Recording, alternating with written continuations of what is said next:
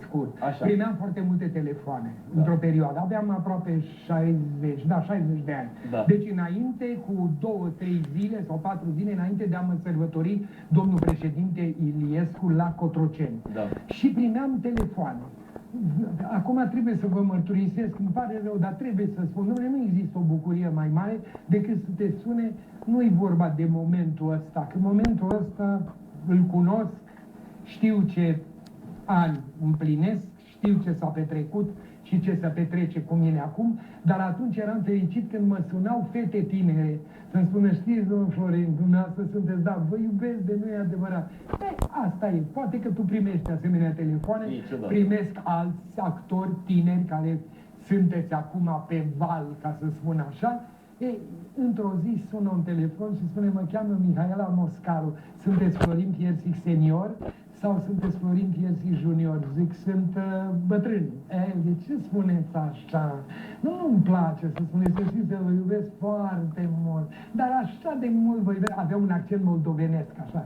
Și moldovencile astea, după câte știu eu, și să nu-mi spuneți că nu e adevărat, astea sunt cam rele de muscă. Asta e 100%, spun asta, jur. Am experiență, din nou o experiență practică și spirituală. Bravo. Bă, da, și le știi să le ăsta. Chiar-te-mi copil, ești pregătit pentru emisiune. Și, da, Mihaela, spune-mi eu, vai, dar știți cum vă iubesc? Zic, ai gusturi bune, bravo ție, bine că mă iubesc.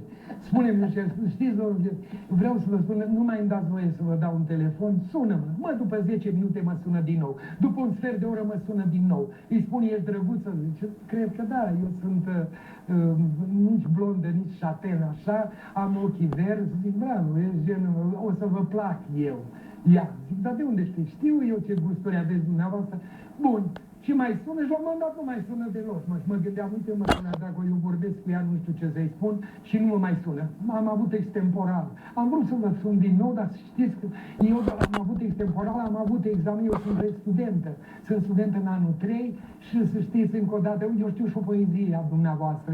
La șir cu un accident banal, un acrobat, un salt mortal și acrobatul nu s-a mai sculat. Alămurile din orchestră au tăcut, iar claunii din arenă au țipat și îmi recită poezia lui Minulescu.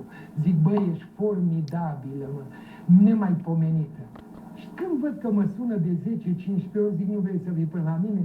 Vai, dar nu vine să cred. Aici sunt cu Tatiana Samoilova la Cannes, la festivalul filmului de la Cannes. Samoilova, care a fost eroina Leta Giurăvlin, Zboară cocorii, știu limba rusă. Ori asta am vrut să spun că ea, această Mihaela Moscalu, spune, dar cum să viu? Zic, vino, uite, stau în locul cu tare, urci în stânga e liftul, vii, când să viu? Dar nu știu cum să spun, zic, că n-ai nicio grijă, fată, că doar nu-ți fac nimic. Păi dacă nu faceți nimic, ce-ți mai... Am văzut eu că îi merge mintea la asta, zic, drăguță, fata, nu știu cu tare, o aștept. Zic, mă, doctorii ăștia nu sunt normali. Mi-a spus un doctor, mă, dacă faci dușuri multe, bă, prost eram, să fiu al naibii, dacă faci dușuri multe, slăbești. Eu în ziua aia, când știam că la 7 seara vine, atâta m-am spălat, de-abia degetele de ziceai că am spălat rufe. Toate erau crăpate așa. Mi-am pus cămașă neagră, am pus 2 lumânări în bucătărie, am făcut 2 cafele, zic să vadă că o primesc ca un domn, nu știam ce urmează, dar eram bucuros. Am dat telefonul la Cluj, la poporul maghiar. Zic, auzi, la nevastă mea. Zice, când vii? Am să vin, dar acum sunt ocupat, mai am treabă. Bine, și poimine mă întorc. Ce treabă? Ei, zic, nu pot să-ți spun, am repetiții, am putare. Că la minciuni, vă jur, n-am egal, n-am rival. Dacă eu mint și mint când vreau eu să mint, nu se poate să nu mă crezi, că-ți aduc argumente, paranteza a fost asta, viu. Și aștept. Eu am o sonerie din Rusia. Are 11 melodii. Dacă veniți la mine acasă în București și intrați la mine și apăsați, dacă vin hoții, aia cântă 2 ore, pradă toată casa și încă melodia se bucură. Mă, zic, dar am luat-o Rusia, că mi-a plăcut că și sună solia. E prima dată când nu m-am uitat în găoaza aia să văd cine e. Știi că ai o găoază de aia, cum zice în Ardeal, cum se spune, o gaură, nu? Cum se cheamă aia? N-are ce importanță cum se cheamă. Cum se cheamă? Vizor, mă, așa. E unul Vizer și ăsta se ocupă cu afaceri, cu chestii, cu rugby. Băiat bun, Marius Vizer îl cheamă. Dom'le, și vizorul ăla, nu mă uit prin vizor și deschid ușa. Și în fața mea, cine? Baritonul Dan Iordăchescu, la care eu i-am botezat 3 fete. Și zic, ce cauți, bă, nenorocitule, aici? Zic, eu aștept pe cineva, n-ai telefon să-mi dai. Zice, eu sunt Mihaela Moscalu.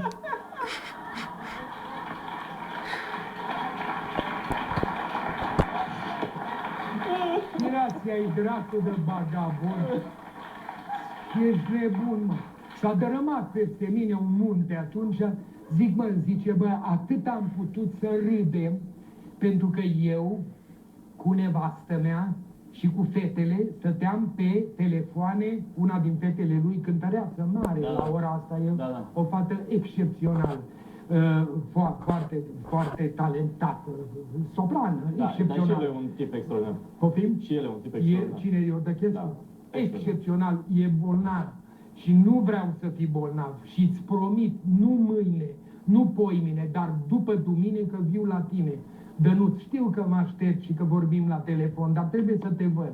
Și în momentul ăla, îl poftesc în casă, el îmi spune, noi am râs și ne pregăteam ce să te întrebăm și ce să spunem. Adică eu ce să spun. Eu am uitat că el încă din facultate imita fetele.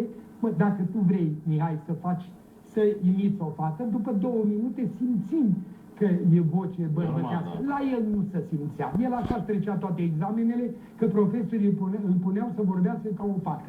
Și el vorbea ca o fată și vorbea și povestea și nu știu ce. Dacă închideai ochii, erai sigur de... Clar este că am stat cu el de vorbă, am povestit, decepționat, m-am culcat singur, bineînțeles, și a doua zi dimineață, la mine nu se obișnuia să mă sune cineva la 7:30 la 8. Și sună telefonul, zic, asta e Dan Iordăchescu. Fii atent ce-i fac. Alo? Voce profundă așa. Zic, da. Florin Piersi? Zic, să-mi giugiulești bărzoi.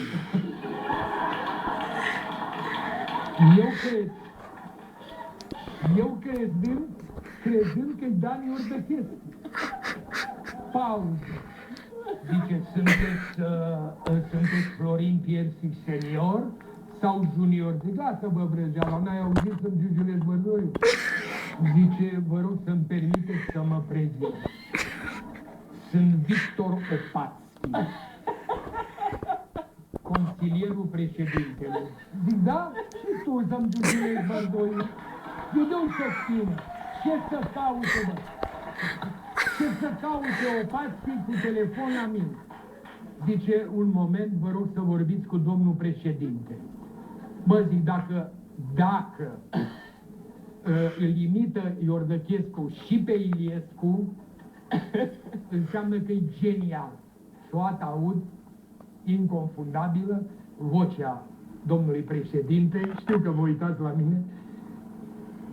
Alo? Florin?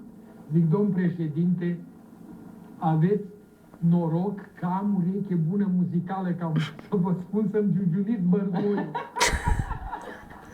A început să râdă, zice, de asta e așa palid, Opatski, de asta. Florin, ne-am gândit să te sărbătorim la 60 de ani, la Cotroceni. Vă mulțumesc, domn președinte, asta e povestea pe care a vrut-o Tudor să o audă. N-am vrut să vă spun, dar acum trebuie să înțelegeți, e ziua mea. Și foarte bine a spus Deligan când l-am